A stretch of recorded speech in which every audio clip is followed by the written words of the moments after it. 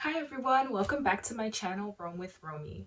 So today I wanted to talk about KGSP Language School and my personal experience going through the KGSP language program. This is a disclaimer. I'm just going by my experiences at my school. This doesn't necessarily mean that your experience will be the same. However, I am just giving you an idea of what you may encounter when you come to Korea and attend the KGSP language school. To begin, I will tell you that I've been in Korea for 3 years now. I was originally an English teacher and now I'm a KGSP student. My Korean level when I came to Korea was about level 1, maybe a bit level 2.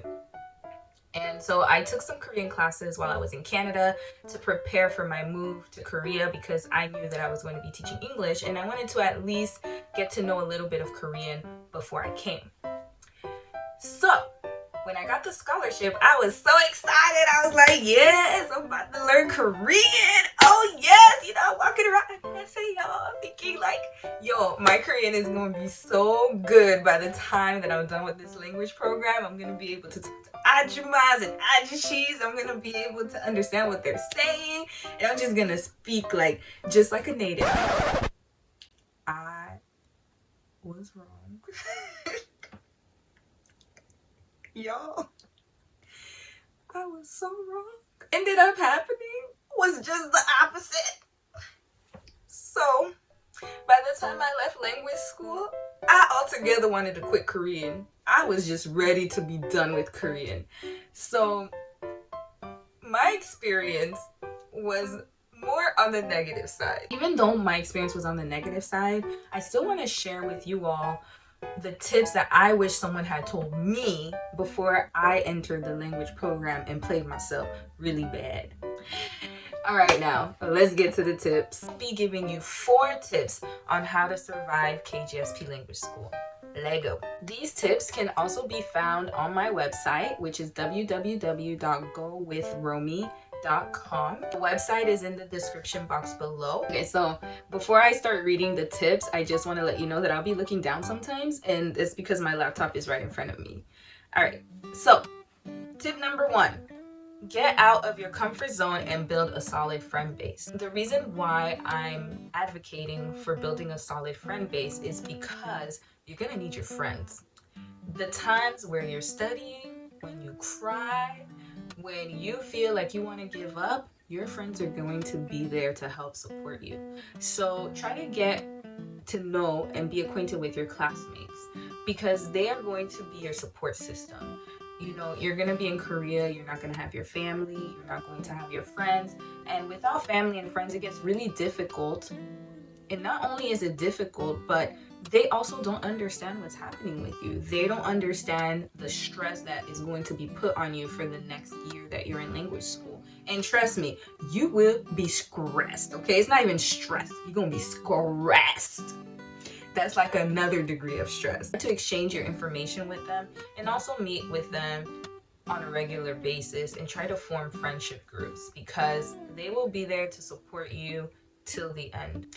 Adding to that, I would say that it's better to find friends that share similar study goals as you. What I found was that when I was in language school, my friends and I pretty much had similar study patterns and we all wanted to succeed. So we were all studying all the time and just exchanging notes and also helping each other. When one person was probably good at grammar, another person is good at conversational speaking, another person is good at taking tests. So we just kind of exchange information. Some of your friends might be good with the grammar, some of your friends might be good with vocabulary words, some of your friends might be good with sentence structure, some of your friends might be good with conversational Korean. So it's really important to try to understand and see who you can be friends with that can help you along the way, because it is not a one-person effort. This is a whole collective effort. So it takes a village to pass the KGSP, and it also helps you get better and to increase your level in Korean. So definitely, number 1, find a support group, find friends, or try to find people, like-minded people that will be able to help you achieve your study goals. So at my language school, there was a lot of drama. I don't know why we had so much drama. I don't know why this person didn't like that person and that person didn't get along with that person. There was just a lot going on. I think mainly because we were just all very different, and that played a part in the dramatic aspects of the school. Not your friend group. Your friend group gotta be drama free. But I'm talking about just the overall environment was very dramatic and sometimes chaotic. Even though everyone relatively got along, but there were some outlier things that happened. There were some things outside of our classroom that got kind of dragged into the class environment. But what I can say is definitely be drama free. You're not gonna have time for drama. You're not gonna have time for anything. You're taking the topic to pass. Basically, if you don't pass the topic within that year, you do get an extra 6 months. However, if you don't pass it by then, you're going back home. It's bye-bye scholarship. So it's in your best interest to definitely stay drama free. Try not to let other people stress you, and try not to also have other outside factors get in the way of you studying and building up your Korean language skills. So definitely be drama free.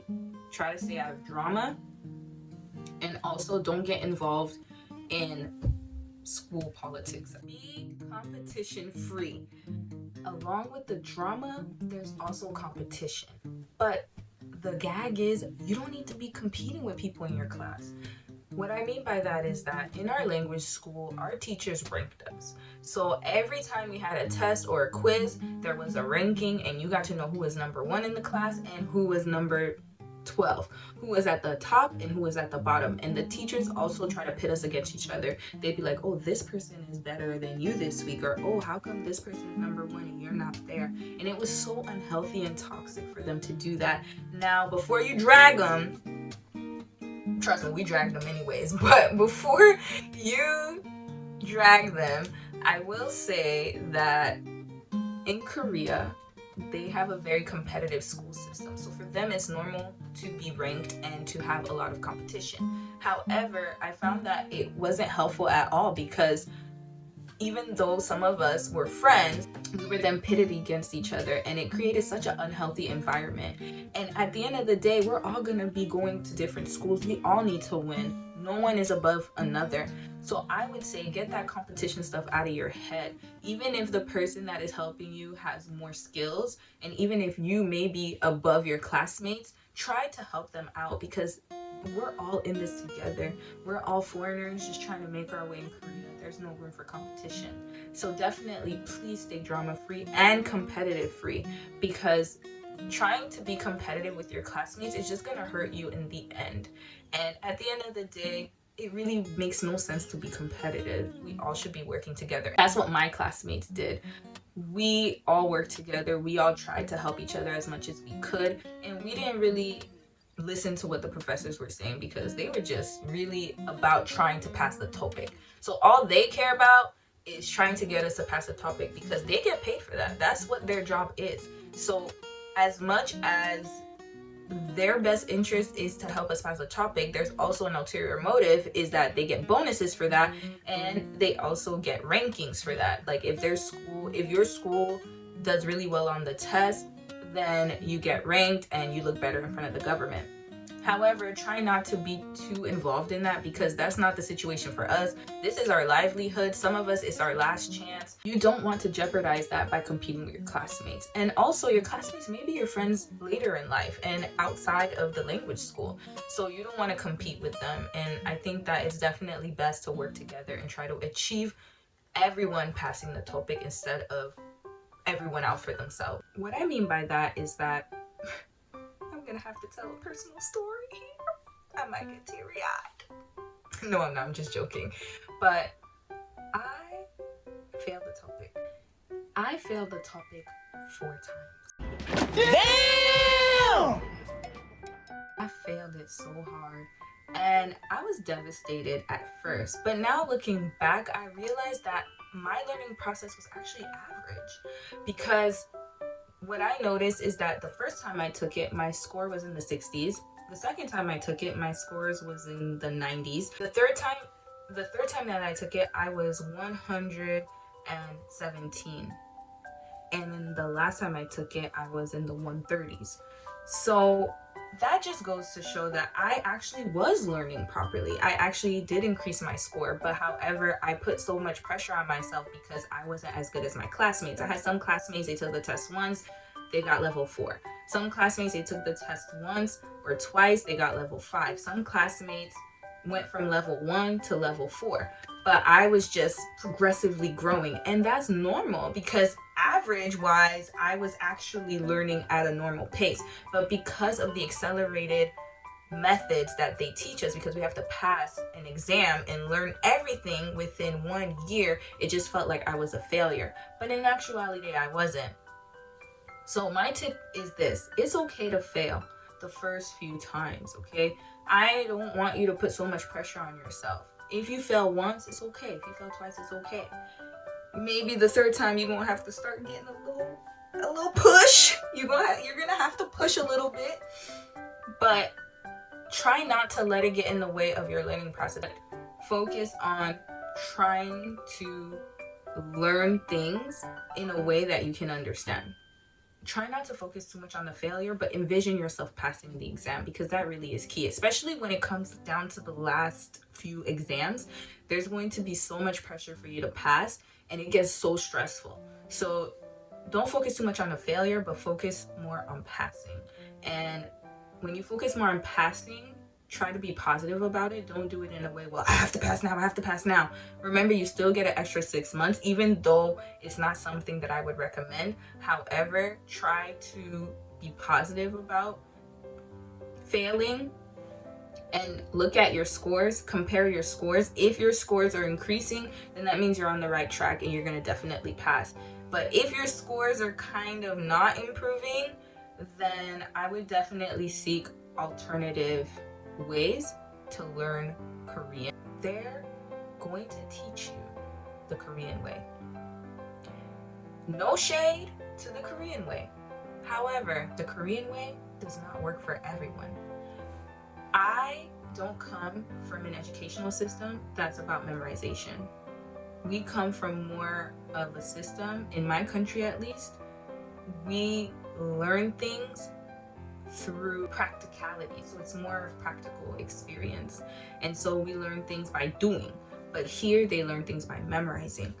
So what I mean by that is that you're always going to be opening a book somewhere. There's never going to be a time where you're going to practice actually speaking Korean unless you're reading a sentence from the book. At least at my school, that's what they did. So they're going to teach you grammar, vocabulary,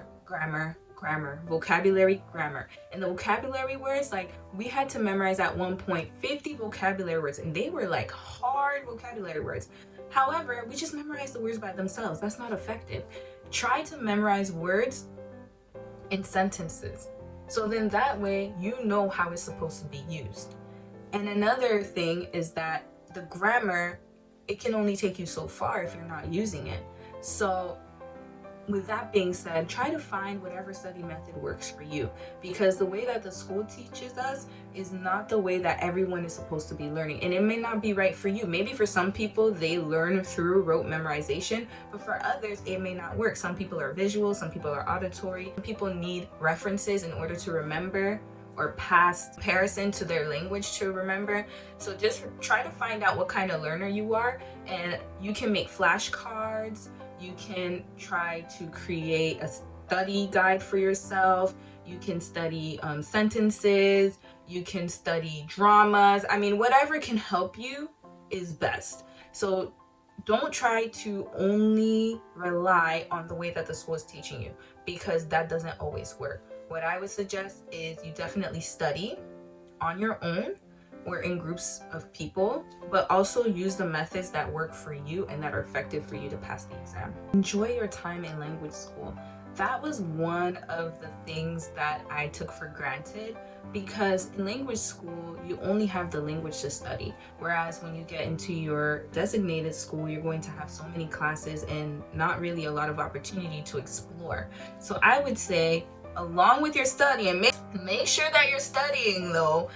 Definitely don't try to overdo it and over party, because that has happened to some people where they were just partying. People were just focused on the parties, and that's not good either. So I would say balance your life. Try not to be too stuck on studying. But I personally did not do that, and I kind of regret it because I was so stuck on studying. But then granted, given my case, because I failed so much, I had to study. But if you're in a situation where you're passing, or you're doing good, or you're doing well, or even if you're not, just take some time out to yourself. Mental health is important. More important than any of this, because if your mental is not there, then you can't possibly pass. If your mental health goes bad, then it's going to be hard for you to pass. So I would say definitely take care of yourselves. Make sure that you're eating right, make sure that you're sleeping right, and also if you're really stressed, try to take some time off of studying and do something that will help you relieve some stress. And that way you can always show up in class and do your best. I hope that these tips helped you. So until next time, take care of yourselves and bye.